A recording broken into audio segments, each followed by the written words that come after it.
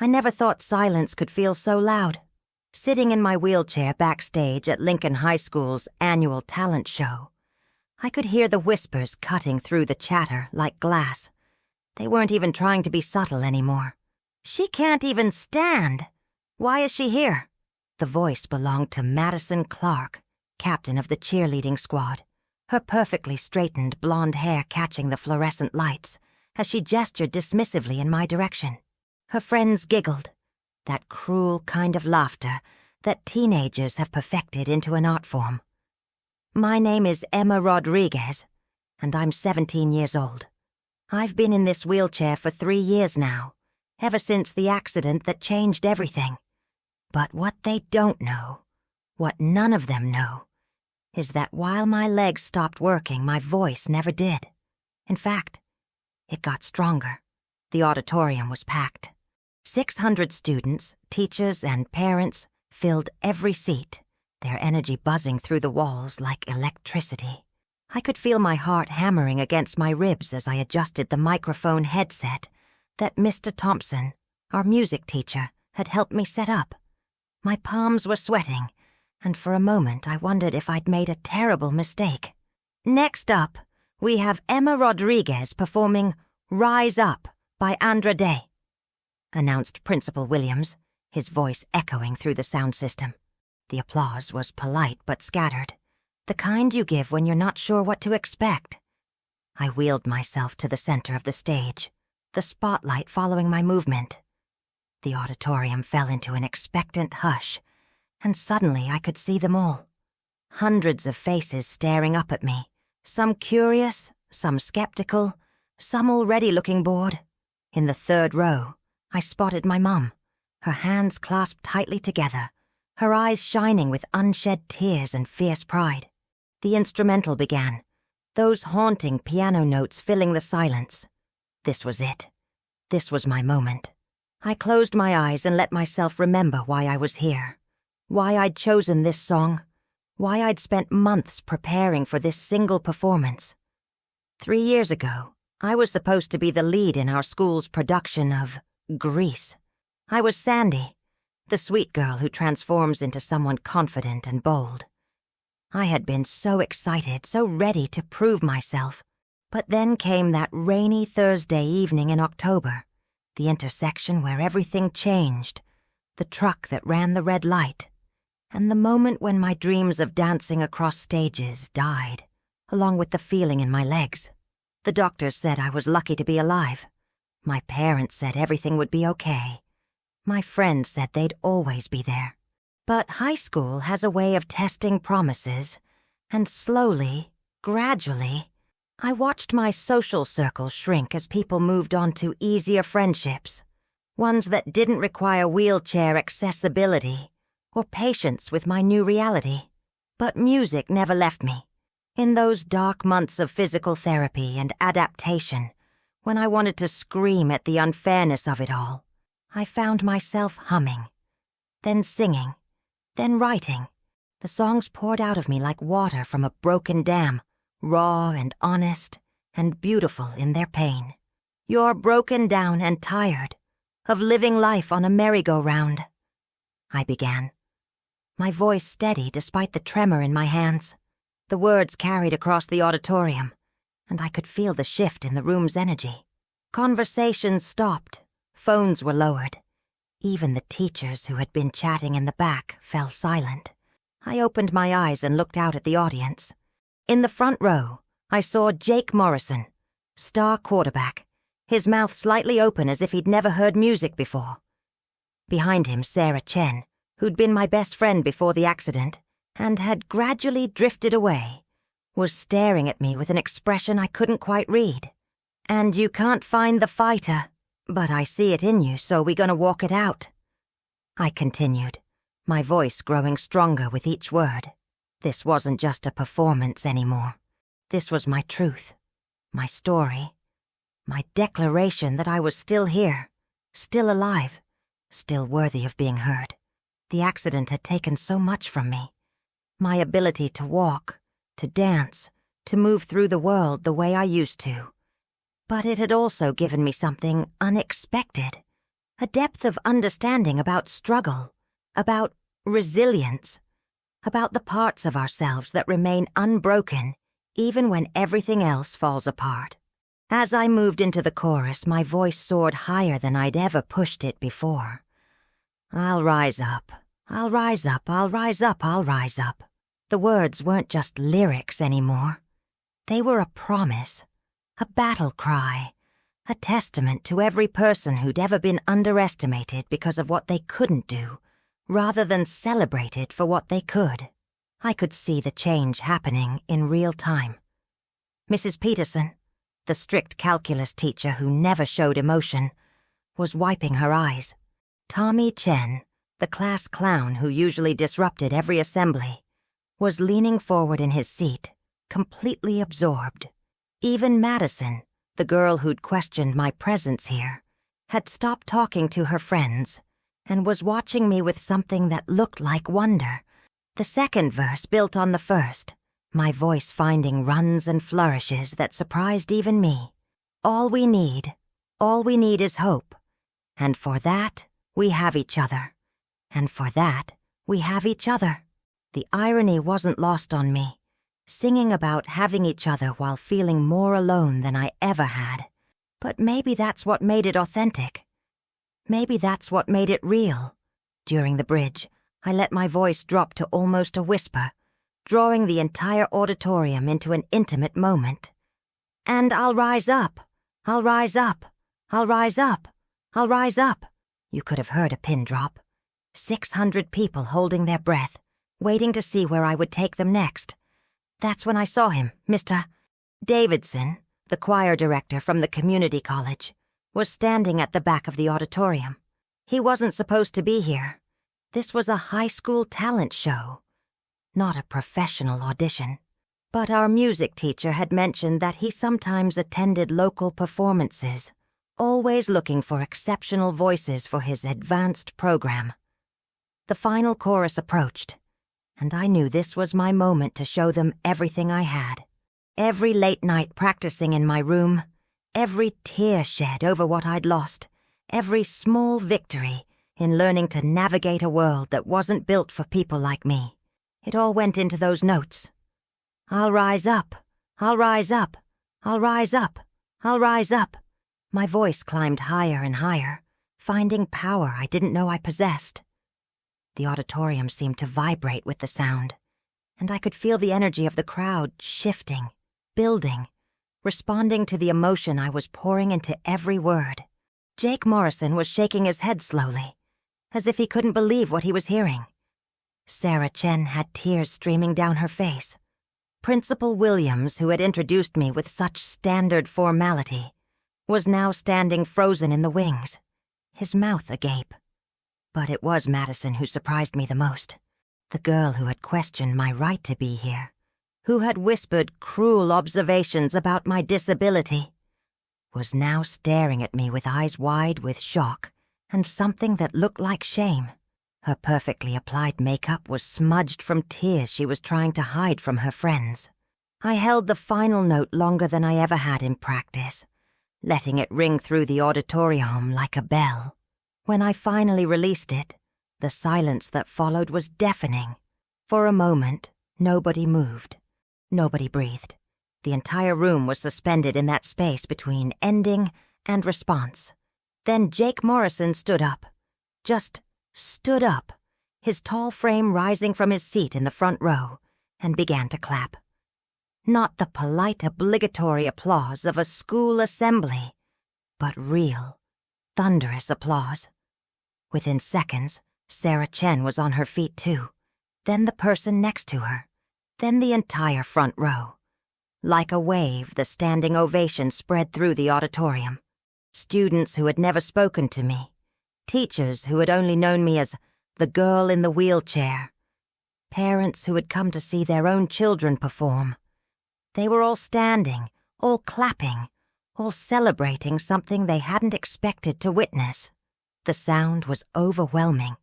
Cheers mixed with applause, whistles pierced through the noise, and I could hear someone shouting, "Bravo!" from the back of the room. My mum was crying openly now, her hands pressed to her heart, and I could see my dad trying to get a clear photo while wiping his own eyes. But what struck me most was Madison. She was standing too, clapping with the rest of them, but her face was a canvas of complex emotions. The cruel superiority was gone, replaced by something raw and human.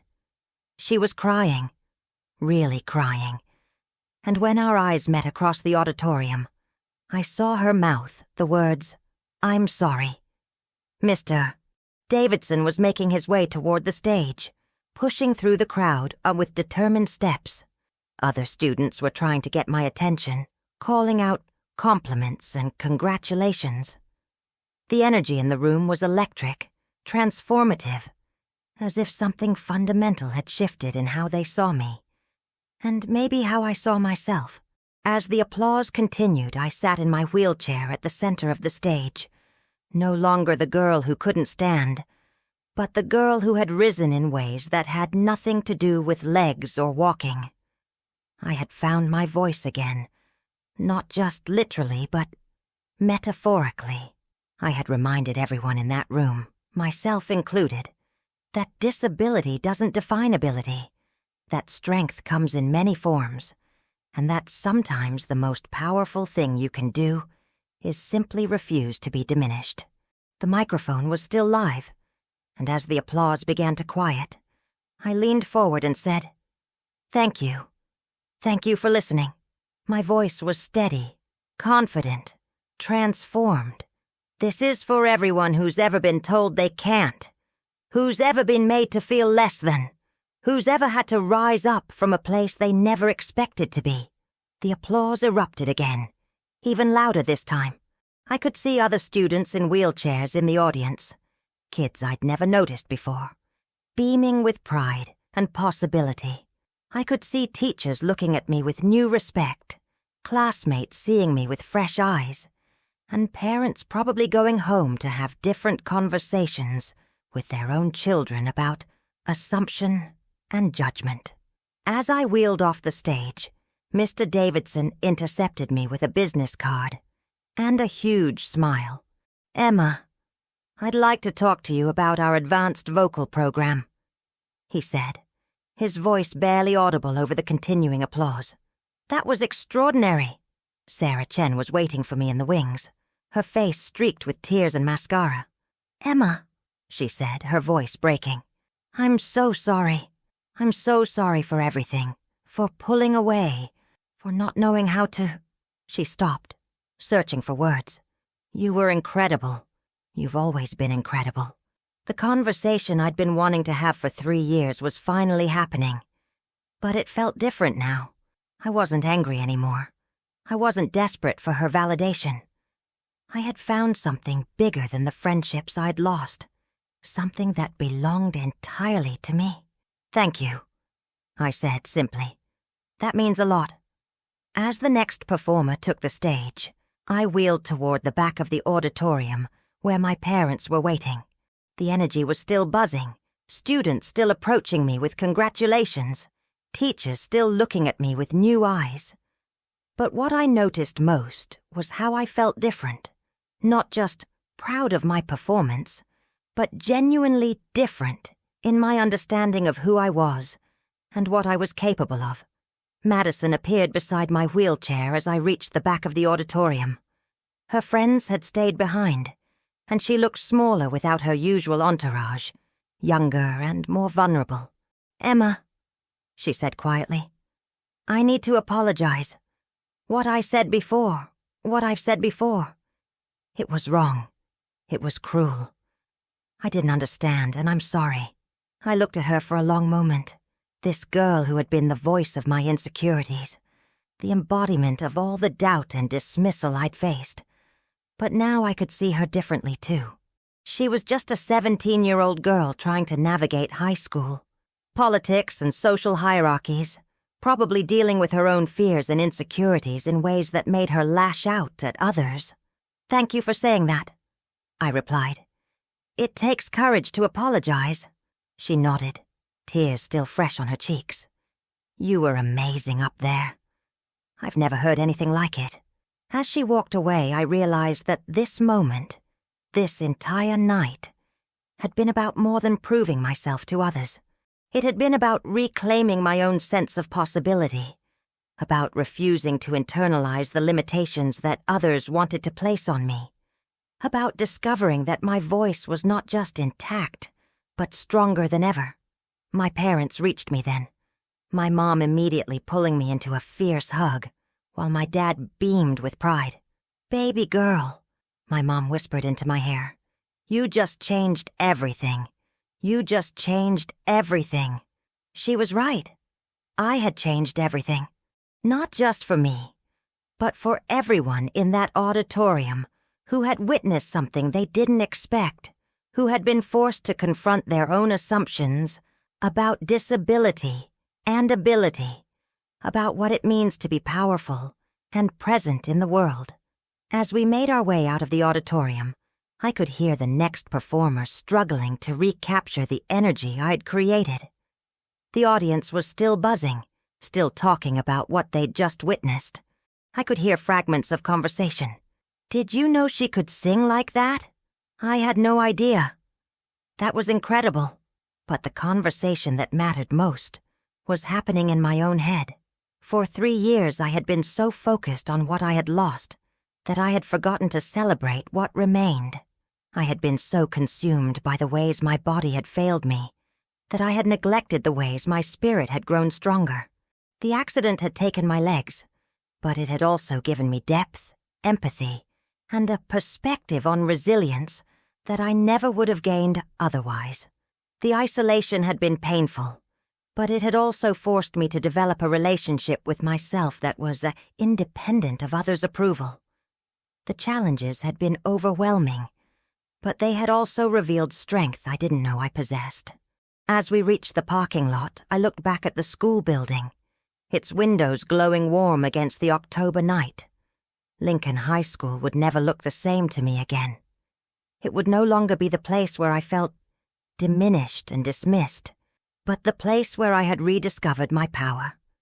Mr. Davidson caught up with us before we reached our car, slightly out of breath from hurrying across the parking lot. "Emma, I don't want to interrupt your family celebration, but I wanted to make sure you knew how serious I am about that program. We have scholarship opportunities, performance opportunities, recording opportunities. What you did in there, that's not just talent, that's artistry." I looked at the business card he'd given me, then at my parents, then back at him. "I'd like to hear more about it," I said, and the words felt like opening a door I didn't even know existed. "Wonderful," he said, his smile genuine and encouraging. "Call me this week. We'll set up a meeting. Emma, you have a gift, and the world needs to hear it." As he walked away, I realized that this was just the beginning. The performance had been a revelation, but it was also a doorway. Behind me lay 3 years of struggle, adaptation, and growth. Ahead of me lay possibilities I was only beginning to imagine. The drive home was filled with excited chatter from my parents, phone calls from relatives who had heard about the performance, and text messages from classmates I hadn't heard from in years.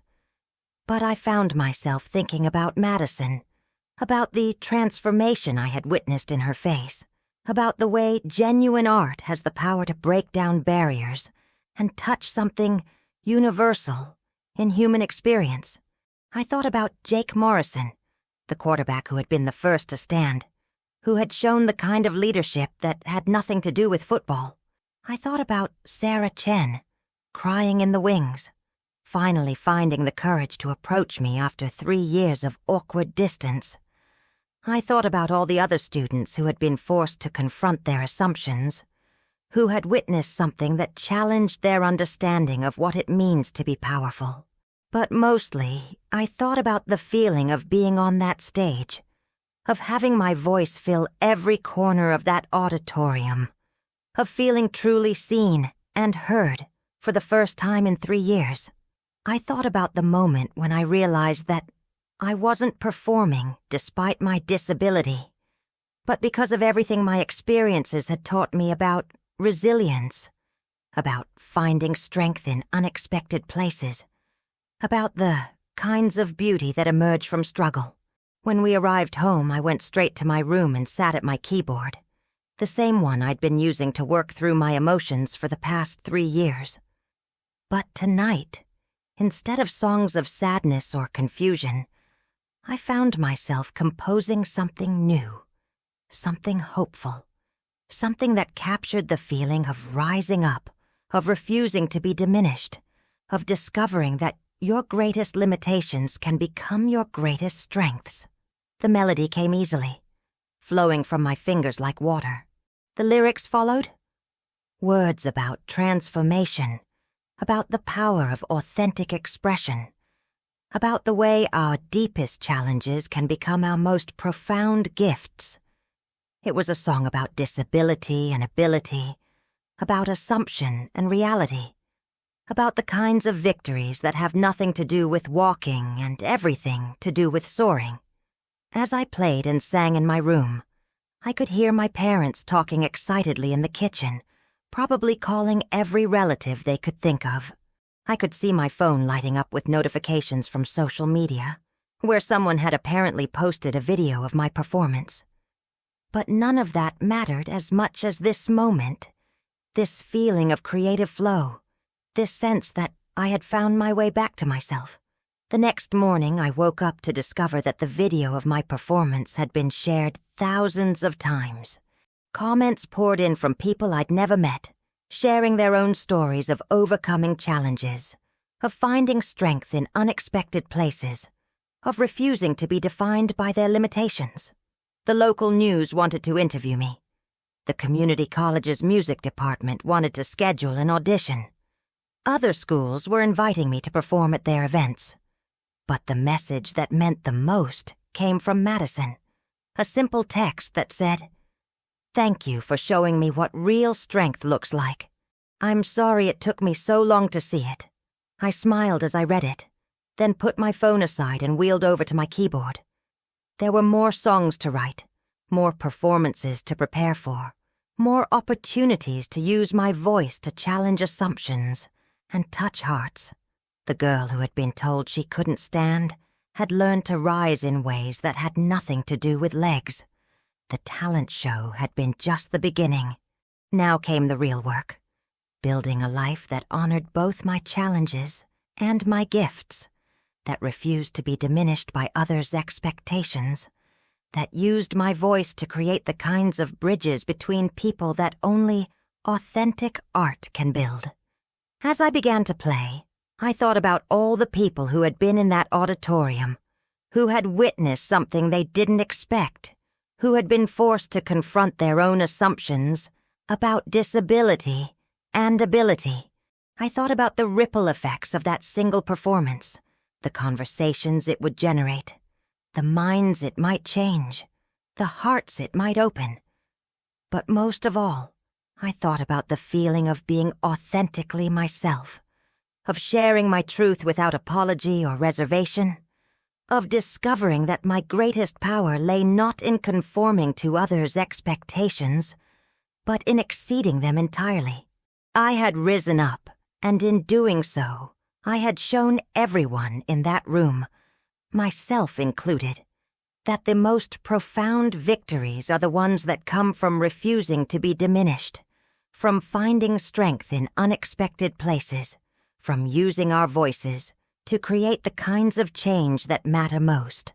The microphone had felt heavy in my hands that night, but my voice had never felt lighter. I had found my way back to myself, and in doing so, I had shown others a different way of seeing, a different way of being, a different way of understanding what it means to be powerful in this world. The standing ovation had been incredible, but it was just the beginning. Now came the real work, using my voice to create the kinds of spaces where everyone can rise up, where everyone can be seen and heard, where everyone can discover that their greatest challenges might just be their greatest gifts. I opened my mouth and began to sing, and the sound that emerged was stronger than ever before. It was the sound of someone who had learned to rise, who had refused to be diminished, who had discovered that the most powerful thing you can do is simply refuse to be anyone other than exactly who you are. The accident had taken my legs, but it had given me wings. And now, finally, I was ready to fly. The weeks following the talent show transformed my entire world in ways I never could have anticipated. The video of my performance had gone viral, shared across social media platforms with comments from people around the globe who found something in my story that spoke to their own struggles. But what surprised me most wasn't the external recognition. It was the internal transformation that continued to unfold long after the applause had faded. Monday morning at school felt different. Not because everyone was treating me differently, though many were, but because I was carrying myself differently. The whispers in the hallways had changed tone. Instead of cruel speculation about my abilities, I heard fragments of genuine curiosity about my music, my plans, my perspective. It was as if the performance had created a new social reality where I existed as a full person rather than a tragic figure to be pitied or dismissed. Sarah Chen found me at my locker before first period, her approach hesitant but determined. "Emma, I've been thinking about what you said the other night, about how I pulled away after the accident. I know, sorry isn't enough, but I want to try to understand. I want to be better." I looked at her, this girl who had been my closest friend before everything changed, who had shared secrets and dreams with me, who had gradually faded from my life when things got complicated. There was something different in her eyes now. Not pity, not discomfort, but genuine curiosity about who I had become. "I'm not the same person I was 3 years ago," I said carefully.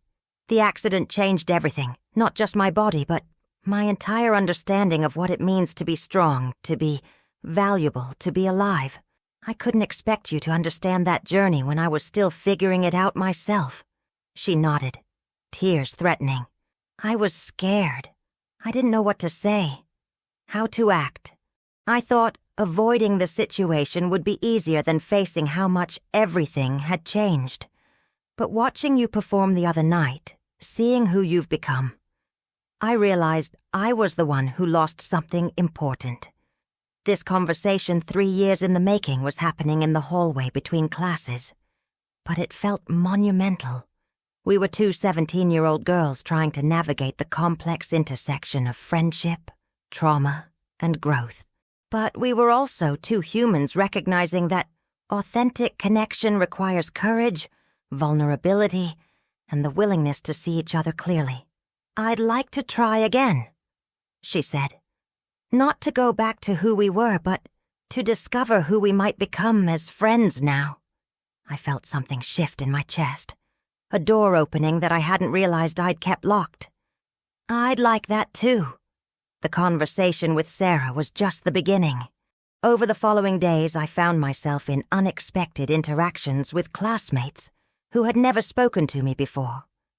Tommy Chen, the class clown who usually used humor to deflect serious moments, approached me after AP Literature to talk about his own struggles with depression, how my performance had reminded him that strength comes in many forms.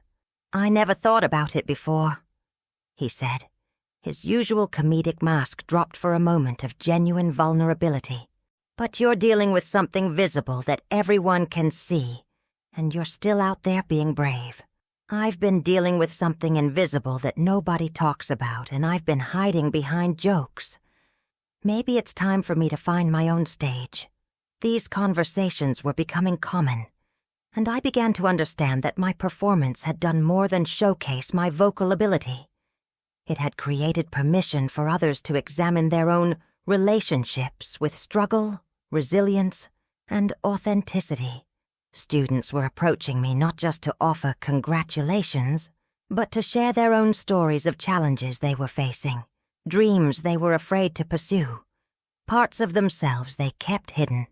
Jake Morrison, the quarterback who had been the first to stand during my performance, surprised me by sitting at my lunch table on Wednesday. Without his usual entourage of teammates and admirers, he seemed younger, more thoughtful.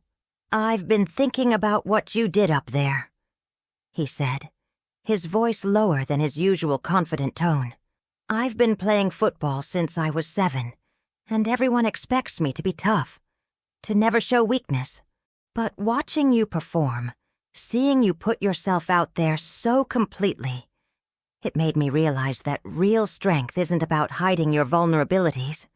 It's about transforming them into something beautiful." I studied his face, looking for signs of insincerity, but found only genuine reflection.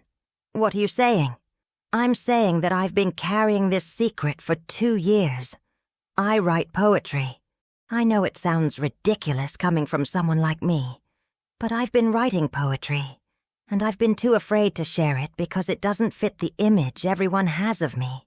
Your performance reminded me that authenticity is more powerful than image."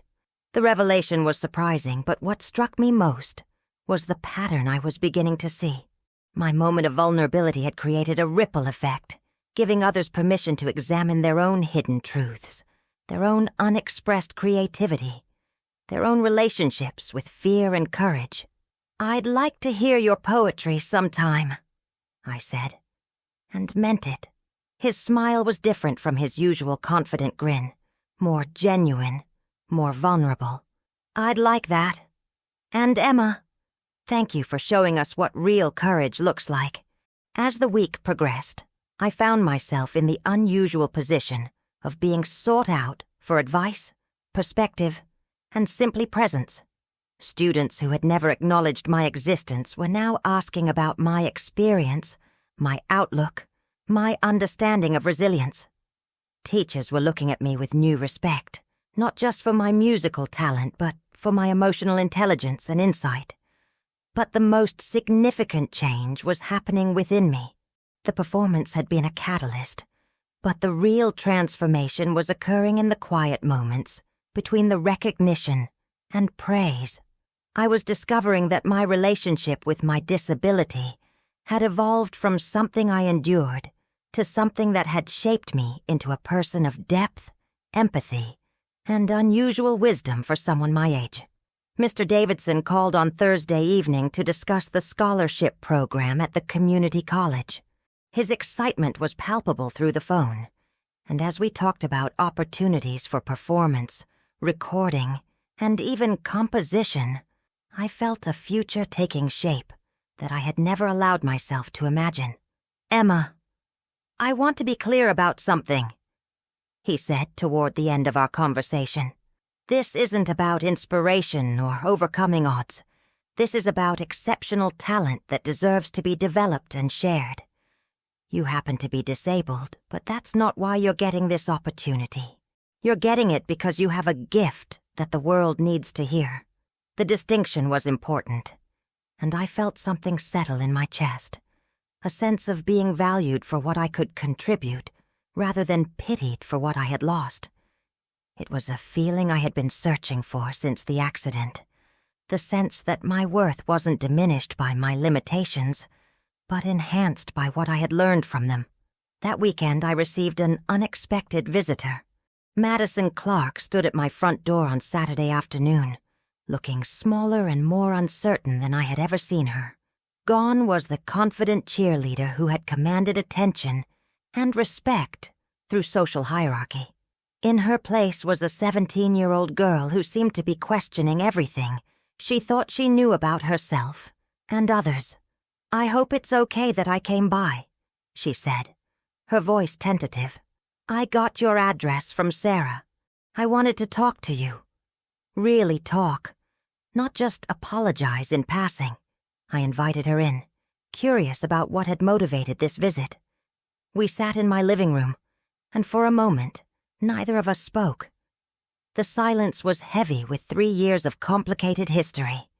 Her casual cruelty, my silent resentment, and now this awkward attempt at connection.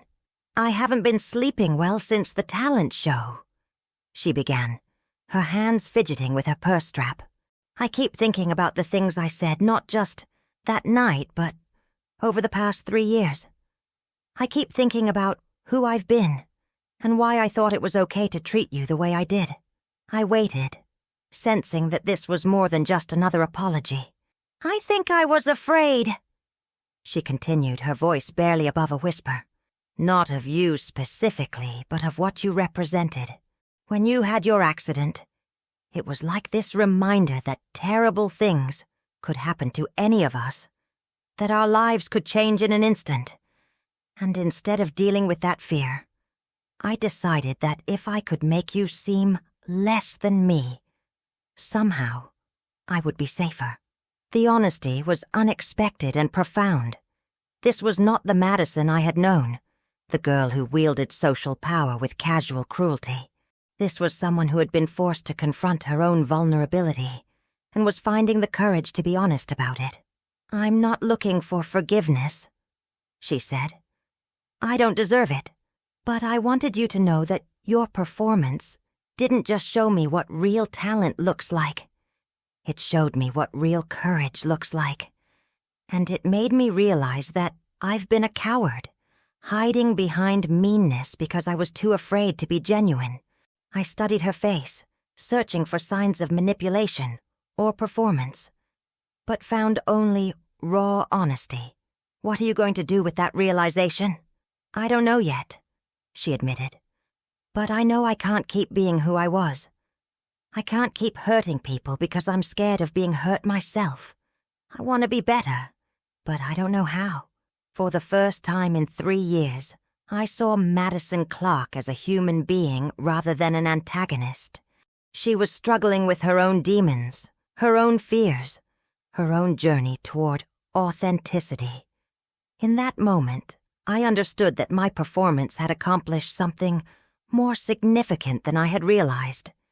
It had created space for honesty, for vulnerability, for the kind of growth that only happens when we're brave enough to examine our own shadows. Maybe start by being honest about who you are, rather than who you think you should be, I suggested. That's where I had to start, she nodded, tears streaming down her face. Thank you. For your honesty, for your music, for showing me that there's another way to be strong. As she left, I felt something shift in my understanding of forgiveness, of human complexity, of the ways that authentic expression can create unexpected bridges between people. Madison's visit had been uncomfortable, but it had also been necessary. For both of us. The following week brought new developments. The local newspaper wanted to feature me in their Young Voices section. The community college's music department officially offered me a full scholarship for their advanced vocal program. Other schools in the district were inviting me to perform at their events. My phone buzzed constantly with messages from people who had seen the video and wanted to share their own stories of overcoming challenges. But the development that excited me most was an email from Dr. Patricia Williams, a music therapist at the Children's Hospital downtown. She had seen my performance and wanted to discuss the possibility of my visiting young patients who were dealing with their own challenges related to disability, trauma, and recovery. Music has incredible healing power, she wrote. But it's even more powerful when it comes from someone who understands struggle personally. Your performance demonstrated not just technical skill, but emotional intelligence and resilience. I think you could offer something unique to our young patients. The idea resonated deeply with me. I had spent 3 years learning to navigate life with a disability, discovering strength I didn't know I possessed, and finding ways to transform struggle into art. The possibility of sharing that journey with others who were facing similar challenges felt like a natural extension of what I had begun on that talent show stage. I called Dr. Williams that evening, and we arranged to meet the following week. As we talked, I felt a sense of purpose crystallizing that went beyond personal achievement or recognition. My voice, my story, my understanding of resilience. These weren't just personal assets, but tools that could be used to help others find their own strength. I've been working with children and adolescents dealing with trauma and disability for 15 years, Dr. Williams explained. I've learned that traditional therapy has its place, but sometimes what people need most is to see someone who has walked a similar path and found their way to not just survival, but thriving. The conversation sparked something in me, a vision of how my experience could be used to create connection, healing, and hope for others. I had been thinking about my performance as a personal victory, but I was beginning to understand that it was also a responsibility, a calling to use my voice not just for entertainment, but for transformation. As I hung up the phone, I realized that my journey was far from over. The talent show had been a beginning, not an ending. It had been the moment when I discovered that my greatest challenges could become my greatest strengths. But now came the real work of building a life that honored both my struggles and my gifts. I wheeled over to my keyboard and began to compose. But this time, the music that emerged was different. It wasn't just about my own experience, but about the universal human experience of struggle, resilience, and growth. It was music that could speak to anyone who had ever felt diminished, anyone who had ever been told they weren't enough, anyone who had ever had to find strength in unexpected places. The melody was complex, layered with harmonies that spoke to the complexity of human experience. The lyrics were honest but hopeful, acknowledging pain while celebrating the possibility of transformation.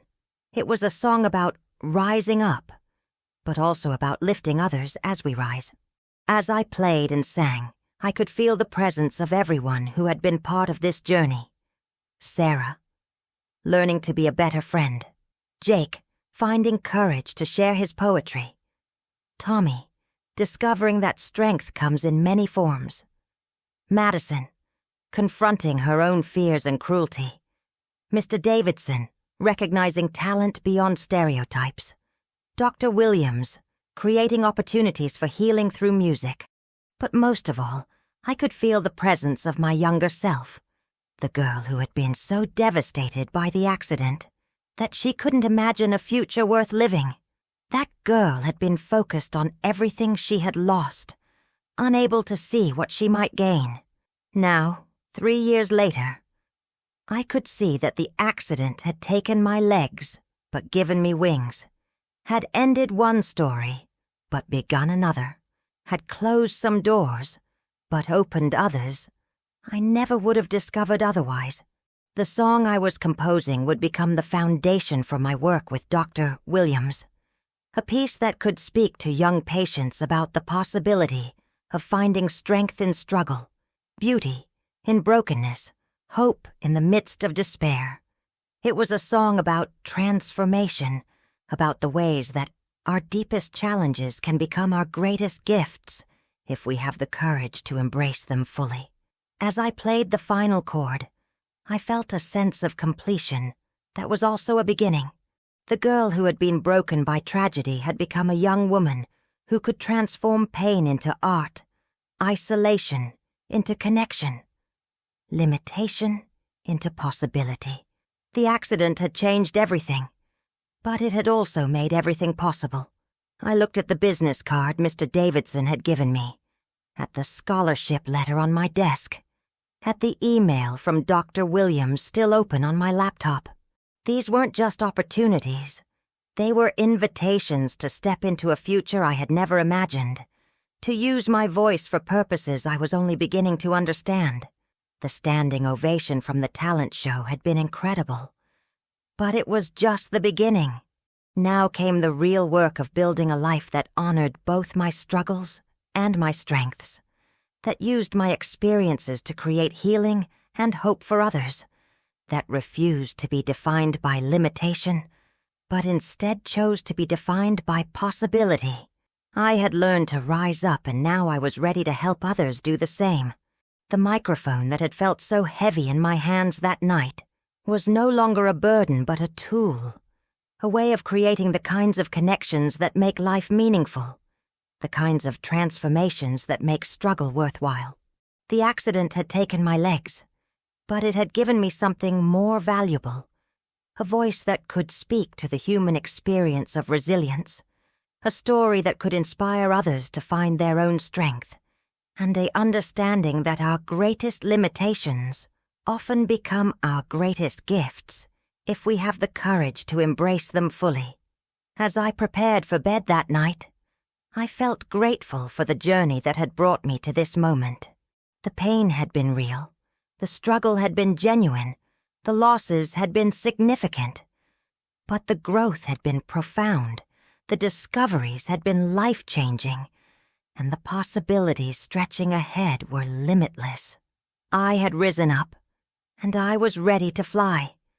But life has a way of testing our newfound confidence, of challenging us to prove that our victories are more than momentary glimpses of strength. The real test came 6 months later, when I found myself facing the biggest opportunity of my life and the deepest fears I had yet to confront. It was April when the call came. Maria Santos, a talent scout from Harmony Records, had seen my performance video and wanted to meet. Not for a recording contract, that would come later if at all, but for something potentially more significant, an audition for a documentary about young artists overcoming adversity. "We're looking for authentic voices," she explained over the phone, her tone professional but warm. "People who have something genuine to say about resilience, about finding strength in struggle. Your performance showed exactly that kind of authenticity."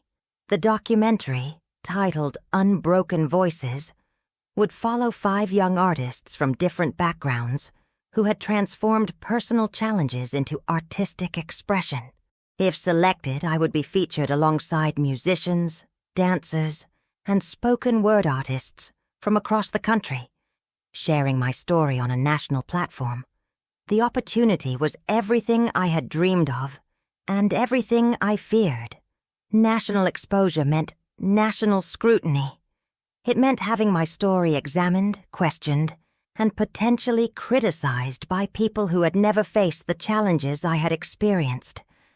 It meant risking the safe space I had begun to build at school and in my community. But it also meant the possibility of reaching people who needed to hear my story, who were struggling with their own challenges and looking for evidence that transformation was possible. It meant using my voice on a scale I had never imagined, creating the kind of impact that could extend far beyond a single performance. I spent the night after Maria's call staring at my ceiling, my mind racing through possibilities and fears. The accident had taught me that life could change in an instant, that the future I planned for could disappear without warning. But it had also taught me that new futures could emerge from the ashes of the old ones, that sometimes the most beautiful stories begin with the most painful chapters. The audition was scheduled for the following month in Los Angeles. I had never been to California, had never auditioned for anything beyond school productions. The thought of performing for professional judges, of having my story evaluated for its worthiness, filled me with the same kind of terror and excitement I had felt before the talent show.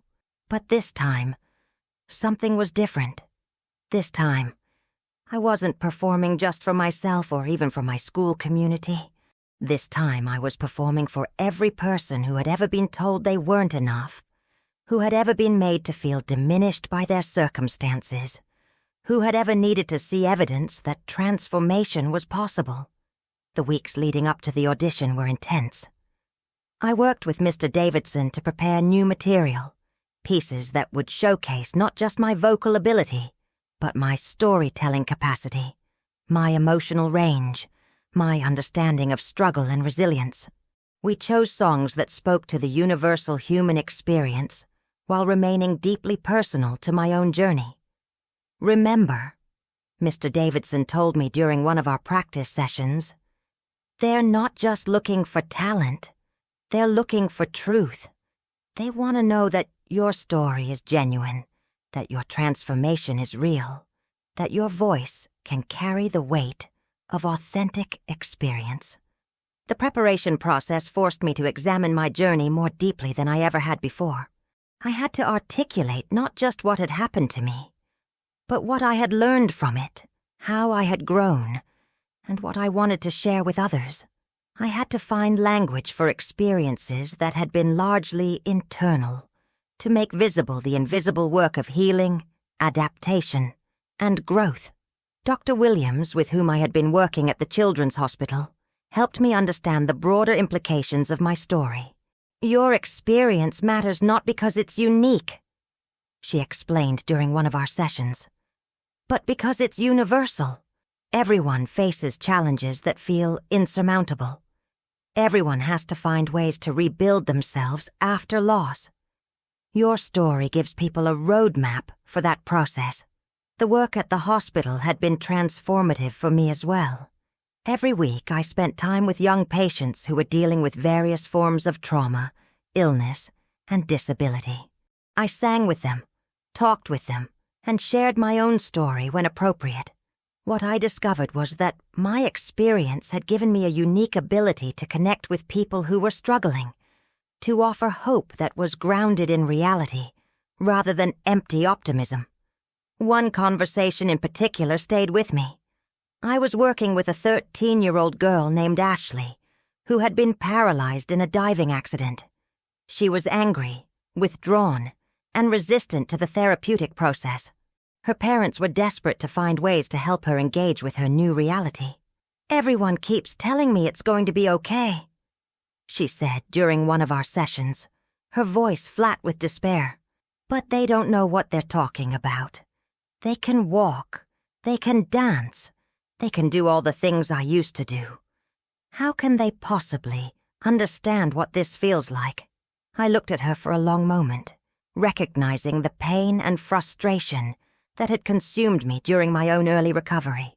"You're right," I said finally. "They can't understand, but I can." The conversation that followed was one of the most meaningful of my life. We talked about the grief of losing the person you used to be, about the terror of facing a future that looked nothing like the one you had planned, about the exhausting work of rebuilding your sense of self from the ground up. But we also talked about the unexpected discoveries that can emerge from that process, the depth of strength you never knew you possessed, the clarity that comes from having your priorities forcibly rearranged, the way that surviving something terrible can make you more compassionate, more authentic, more alive in ways you never expected. "I'm not going to tell you it gets easy," I told her, "but I will tell you that it gets different. And different doesn't have to mean worse.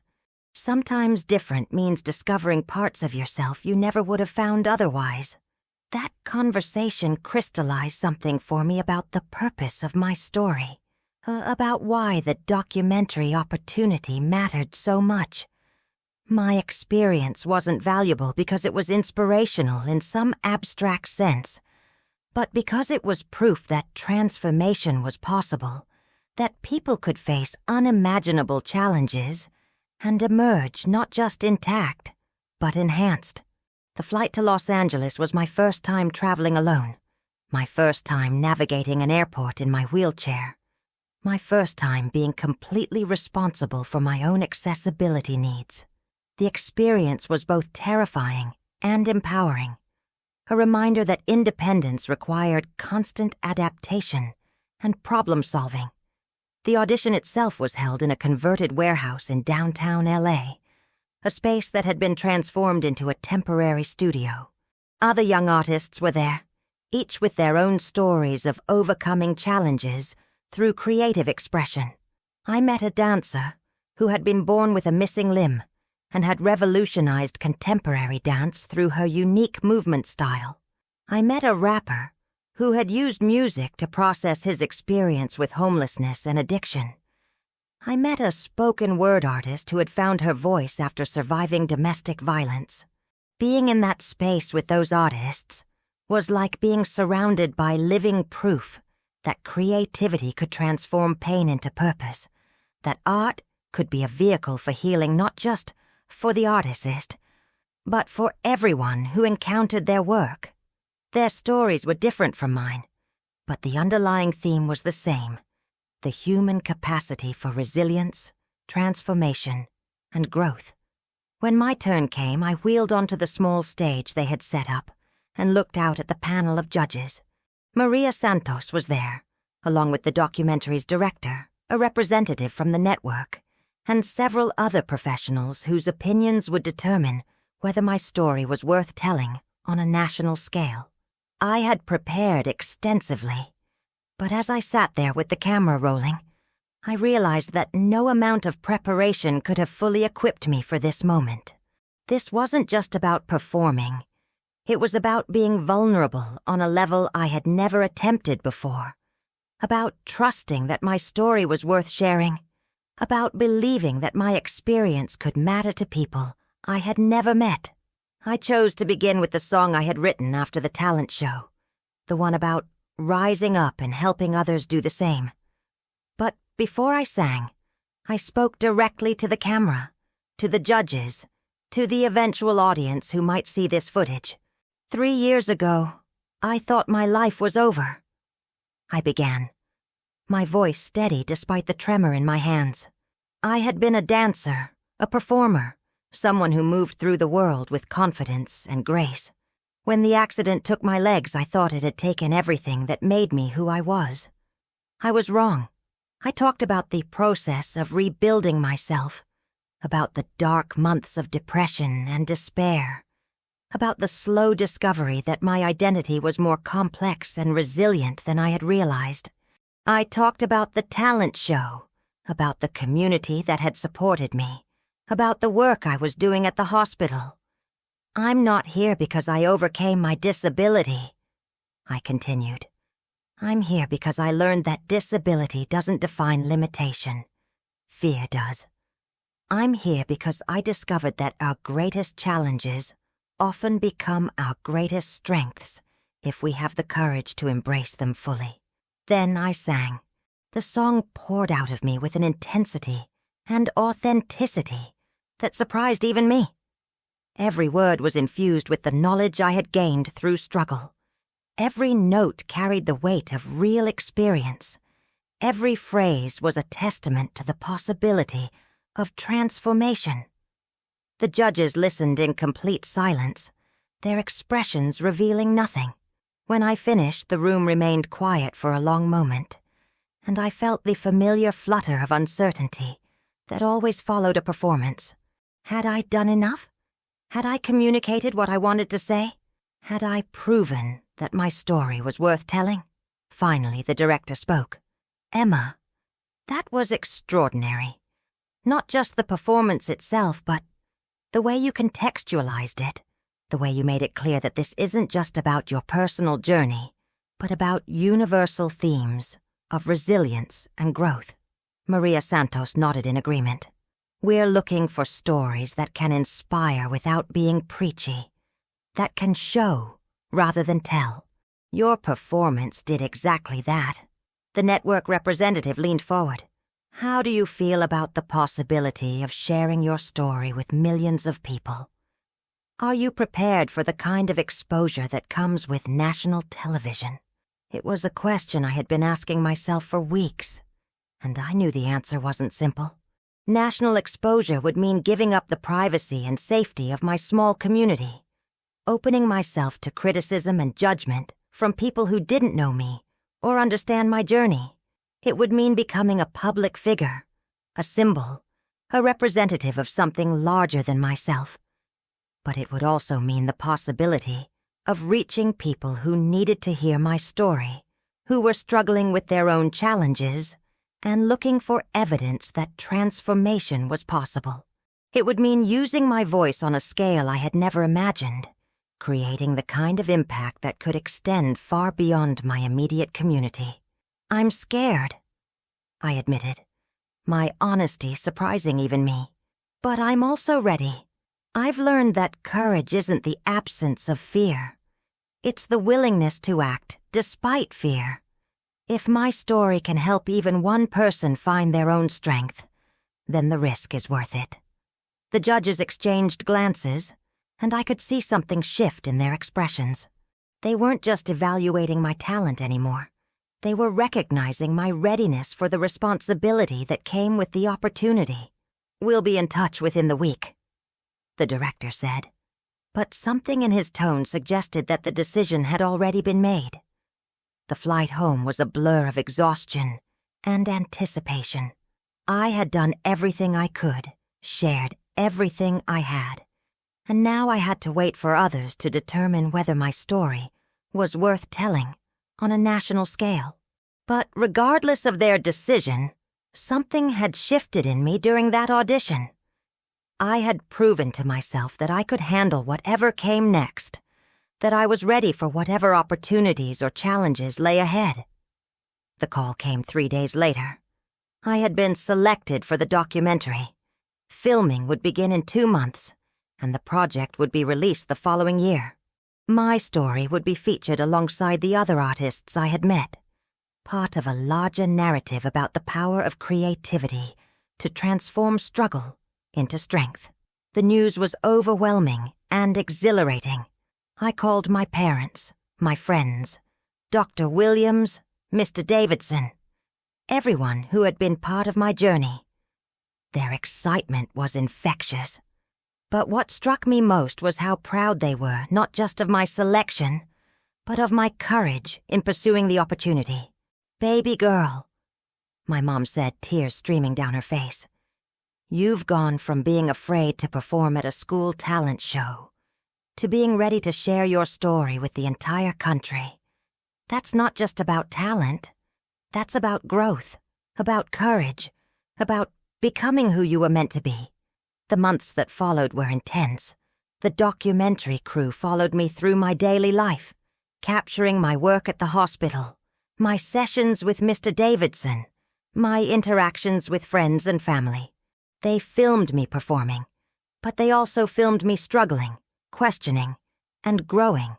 The process was invasive and exhausting, but it was also deeply validating to have my story treated with such care and respect.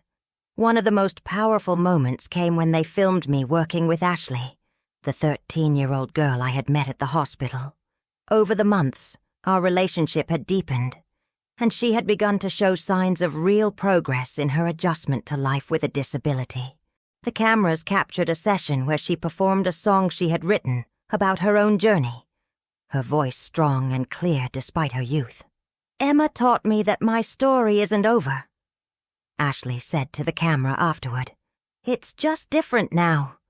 And different doesn't have to mean worse." Watching her speak those words, seeing the transformation that had occurred in her outlook and attitude, I realized that my story wasn't just about my own journey anymore. It was about the ripple effects of resilience, the way that one person's courage to embrace their challenges can inspire others to do the same. The documentary premiered at the Sundance Film Festival, where it received a standing ovation and widespread critical acclaim. But more importantly, it began to reach the audience it was intended for. People who were struggling with their own challenges and looking for evidence that transformation was possible. The response was overwhelming. I received thousands of messages from people who had seen the film and found hope in my story. Parents of children with disabilities wrote to thank me for showing them what was possible. Young people facing their own challenges reached out to share their stories and ask for advice. Educators and therapists requested copies of the film to use in their work with students and patients. But perhaps the most meaningful response came from Madison Clark, who had graduated the year before and was now in college. She sent me a long letter describing how our interaction had changed her perspective, not just on disability, but on empathy, kindness, and the importance of seeing people as whole human beings, rather than collections of limitations. Your courage to be vulnerable, to share your story, to refuse to be diminished by your circumstances. It changed something fundamental in how I understand what it means to be strong, she wrote. I carry that lesson with me every day, and I try to be the kind of person who lifts others up rather than tears them down. The documentary opened doors I had never imagined. I was invited to speak at conferences, to perform at events, to share my story with audiences across the country. But I was also invited to collaborate with other artists, to work with organizations serving people with disabilities, to be part of conversations about accessibility, inclusion, and the power of authentic representation.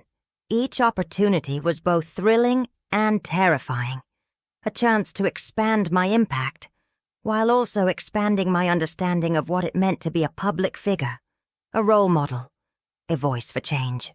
I was learning that with visibility came responsibility, that my story was no longer just my own, but part of a larger narrative about human resilience and the possibility of transformation. The most challenging part wasn't the performances or the interviews or the travel. It was the weight of knowing that people were looking to me for hope, for proof that their own struggles could be transformed into strength. It was the responsibility of being authentic while also being inspiring, of sharing my truth while also maintaining the privacy and boundaries necessary for my own well-being. But it was also the most rewarding part. Every message from someone who had found courage in my story, every interaction with a young person who saw new possibilities for their own life, every moment when I could use my voice to create connection and understanding, these were reminders that my journey had meaning beyond my own experience. As I sat in my room one evening, preparing for another interview, another performance, another opportunity to share my story, I reflected on the journey that had brought me to this moment. 4 years ago, I had been a teenager whose world had been shattered by a single moment of impact. I had been forced to rebuild my understanding of who I was, what I was capable of, and what my life could become. The process had been painful, exhausting, and often terrifying, but it had also been transformative in ways I could never have imagined. I had discovered strength I didn't know I possessed, developed empathy and wisdom beyond my years, and found a voice that could reach people in ways I had never dreamed possible. The accident had taken my legs, but it had given me something far more valuable. A story that could inspire others, a perspective that could offer hope to people in their darkest moments, and a purpose that extended far beyond my own personal success or happiness. I was no longer the girl who had been devastated by tragedy. I was no longer the girl who had been afraid to be seen. I was a young woman who had learned to transform pain into purpose, limitation into possibility, struggle into strength. I was someone who could look at her greatest challenge and recognize it as her greatest gift.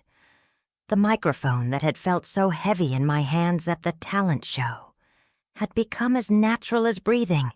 The wheelchair that had once felt like a prison had become a symbol of resilience. The story that had once filled me with shame had become a source of power and connection. I had learned to rise up, and in doing so, I had discovered that the most profound victories aren't about overcoming our challenges, but about embracing them fully, transforming them into sources of strength, and using them to help others find their own power.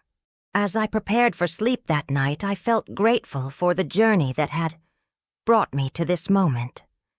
The pain had been real, the struggle had been genuine, and the losses had been significant.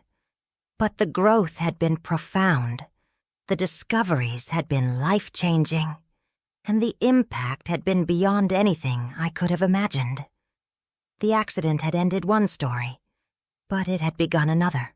And this new story, the story of a girl who refused to be diminished by her circumstances, who found her voice in the silence, who discovered that her greatest limitation could become her greatest strength, was still being written, one performance, one connection, one moment of courage at a time. I had risen up from that stage at the talent show, but I was still rising, And I was taking others with me. The years that followed brought opportunities I could never have imagined when I first wheeled onto that high school stage. The documentary had opened doors not just for me, but for conversations about disability, resilience, and the power of authentic storytelling. I found myself at the center of a movement I hadn't intended to start, a voice for change I hadn't planned to become. By the time I turned 21, I had released my first album, Unbroken, which debuted at number 15 on the Billboard 200. The songs were deeply personal, drawing from my journey of recovery, adaptation, and growth. But they were also universal, speaking to anyone who had ever faced challenges that seemed insurmountable. The album's success wasn't just about commercial achievement. It was about connection. I received letters from soldiers returning from war with injuries, from parents of children with disabilities, from young people struggling with mental health challenges, from anyone who had found strength in my story. Each message reminded me that my voice was no longer just my own, but part of a larger chorus of resilience. The most profound moment came during a concert in Chicago. I was performing Rise Up, the song that had changed everything, when I noticed a young girl in the front row. She couldn't have been more than 12, and she was in a wheelchair similar to mine. She was singing along to every word, her face radiant with joy and recognition. After the show, her mother approached me with tears in her eyes. "That's my daughter, Sophia," she said. "She was in a car accident 6 months ago, and she's been struggling to accept her new reality. But when she saw you perform, when she saw someone like her on stage, living fully and beautifully, something changed. She started singing again. She started believing in herself again." Sophia wheeled up beside her mother, her eyes bright with excitement. "Ms. Emma, I want to be a singer like you. I want to show people that being in a wheelchair doesn't mean your dreams have to stop." I knelt down to her level, my heart full of recognition and hope. "Your dreams don't have to stop, Sophia. They just might take a different path than you expected. And sometimes those unexpected paths lead to the most beautiful destinations." That encounter crystallized something for me about the responsibility and privilege of my platform. I wasn't just performing music. I was modeling possibility, showing people that disability doesn't define limitation, that our greatest challenges often become our greatest strengths. The success of the album led to more opportunities. Television appearances, speaking engagements, collaborations with other artists. But it also led to something more meaningful: the establishment of the Rise Up Foundation, a nonprofit organization dedicated to supporting young people with disabilities in pursuing their artistic dreams. The foundation provided scholarships, mentorship programs, and performance opportunities for young artists who might otherwise lack access to professional training and platforms. We partnered with schools, hospitals, and community organizations to create spaces where young people with disabilities could develop their talents and share their stories. Our first major event was a concert featuring young artists from across the country. Ashley, the girl I had worked with at the hospital, was now 16 and had developed into a remarkable songwriter. She performed a piece she had written about transformation, her voice strong and clear, her presence commanding the stage. "3 years ago, I thought my life was over," she said to the audience, echoing words I had spoken countless times. "But I learned that endings can also be beginnings, that the worst thing that happens to you can also become the best thing if you have the courage to embrace it fully." Watching her perform, seeing the confidence and wisdom she had developed, I felt a deep sense of completion. The cycle was continuing.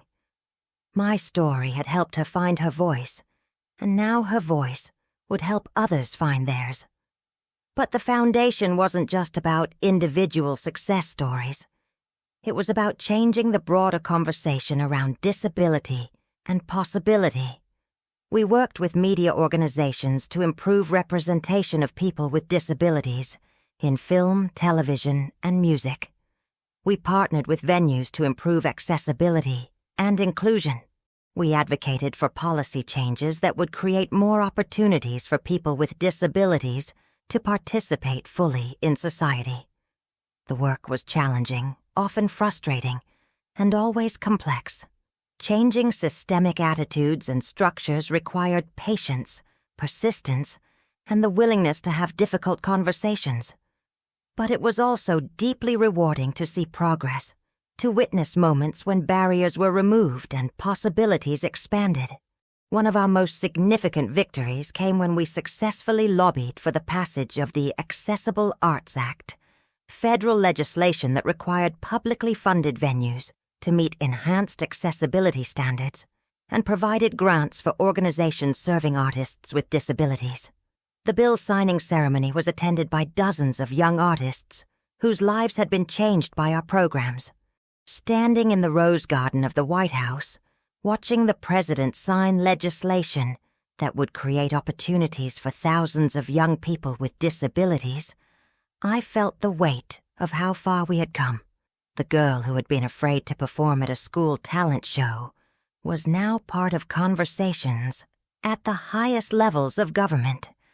But perhaps the most meaningful recognition came from an unexpected source. Madison Clark, who had graduated from college and was now working as a social worker, reached out to me about collaborating on a program that would address bullying and social exclusion in schools. "I've spent years trying to understand why I was so cruel to you," she said during our first meeting about the program. "I've realized that my behavior came from fear, from a lack of understanding about difference, from a culture that taught me to see disability as something to be pitied or avoided, rather than as part of human diversity." The program we developed together, called Bridges, focused on creating empathy and understanding between students with and without disabilities. It included performances, workshops, and conversations designed to break down barriers and build connections. "The goal isn't to inspire pity or admiration," Madison explained to a group of teachers we were training. "It's to create recognition of shared humanity, to help students see that disability is just one aspect of a person's identity, not the defining characteristic." Working with Madison was both healing and productive. She had genuinely transformed from the girl who had whispered cruel comments about my presence at the talent show into a woman dedicated to creating inclusive communities. Her transformation was proof that people could change, that understanding could replace ignorance, that empathy could overcome fear. The program was implemented in schools across the country, and the results were remarkable. Reports of disability-related bullying decreased significantly in participating schools. Students with disabilities reported feeling more included and accepted. Students without disabilities developed greater empathy and understanding. But the impact extended beyond the immediate participants. Teachers reported that the program created a culture of acceptance and inclusion that benefited all students. Parents noted changes in their children's attitudes and behaviors. Communities began to see disability as part of human diversity, rather than as a tragedy to be overcome. As I approached my 25th birthday, I reflected on the journey that had brought me to this point. The accident that had once seemed like the end of my story had actually been the beginning of something far more significant than I could have imagined. The girl who had been devastated by the loss of her ability to walk had become a woman who could move mountains through her voice, her story, and her advocacy. The teenager who had felt isolated and diminished had become a leader in a movement for inclusion and representation. The young person who had been afraid to be seen had become someone who used her visibility to create change. The work wasn't finished. It never would be. There were still barriers to break down, attitudes to change, and young people to support. But the foundation was solid, the impact was real, and the future was bright with possibility. I had learned that resilience isn't just about bouncing back from adversity. It's about using that adversity to create something meaningful, something that extends beyond your own experience and touches the lives of others. I had discovered that our greatest challenges often become our greatest gifts, not because they're easy to bear, but because they teach us things we couldn't learn any other way. The accident had taken my legs, but it had given me so much more. It had given me depth, empathy, and wisdom. It had given me a voice that could reach people in their darkest moments. It had given me a purpose that extended far beyond my own success or happiness. It had given me the ability to help others find their own strength, their own voice, their own path to rising up. As I sat in my home office preparing for another day of work with the foundation, I could hear the sounds of the city waking up outside my window. Somewhere out there, young people were facing their own challenges, their own moments of crisis and decision. Some were sitting in hospital beds, learning to navigate life with new limitations. Some were struggling with mental health challenges, addiction, or trauma. Some were facing discrimination, exclusion, or the crushing weight of others' expectations. But somewhere out there they were also finding their strength, discovering their voices, and preparing to share their stories with the world. The cycle was continuing, the impact was spreading, and the movement was growing. I had risen up from that stage at the talent show, but I was still rising, and I was taking others with me. The microphone that had felt so heavy in my hands had become a tool for transformation, not just for me, but for countless others who had found their own voices through my story. The wheelchair that had once felt like a symbol of limitation had become a symbol of resilience, of the power of adaptation, of the beauty that can emerge from struggle. The story that had once filled me with shame had become a source of hope for others facing their own challenges. I had learned that rising up isn't a single moment of triumph. It's a continuous process of growth, adaptation, and service. It's about using your experiences, both painful and joyful, to create something meaningful for others. It's about refusing to be diminished by your circumstances, and instead choosing to be defined by your response to them.